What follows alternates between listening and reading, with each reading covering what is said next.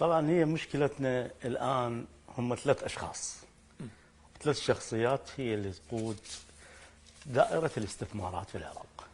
طيب الأسماء معروفة يعني، ما احنا نسمي مسمياتها يعني: علي العقيلي، نمير العقابي، وسعد وهيب. طيب. بالإضافة إلى آخرين. هذول هم اللي الآن متسلطين على الرقاب يعني، على رقاب كل العراقيين. المجمعات لهم، الكليات لهم، يعني بدون أي شيء، بدون أي مناسبة، بدون أي. تم تقسيم أرض مطار المثنى.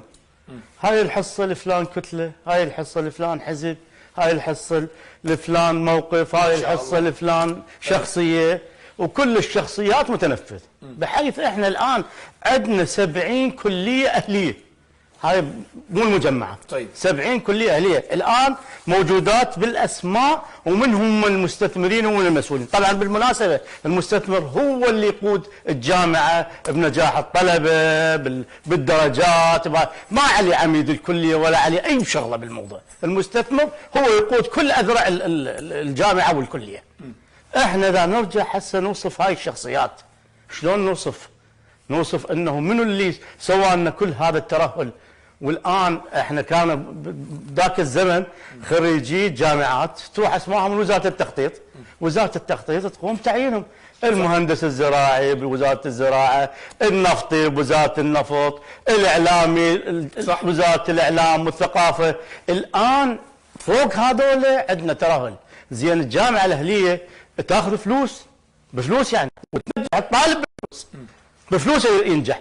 فصار عندنا ترهل بالاطباء، بالاعلاميين، بالمهندسين، بالهذا. وتشوف انت يوميا طالعين الالاف طالعين متظاهرين. زين انتم ما قرأتوا الساحه، ما قرأتوا رحتوا وزاره التخطيط؟ يابا تعالوا، كافيه جامعات واهليات، مو جامعه مال الشيخ فلان، جامعه مال السيد فلان، جامعه مال هاي الشخصيه. عيب عيب. صار كلها تتعين، كلها وين يعينون؟ نموذج من ذني الجامعات ذكرت لي التراث. شنو بيها؟ تراث. كل الاقسام بها، كل الاقسام بها.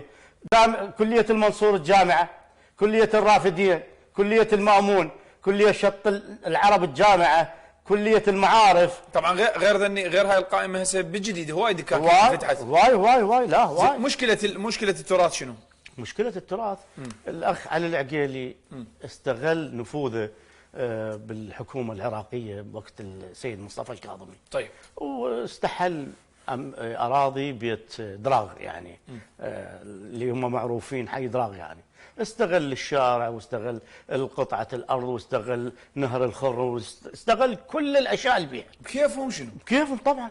هم كانوا جايبين سها خلوها تنطي استثمارات الدولة الأشخاص مقابل حصص، مو هيك، مو ببلاش يعني الناس.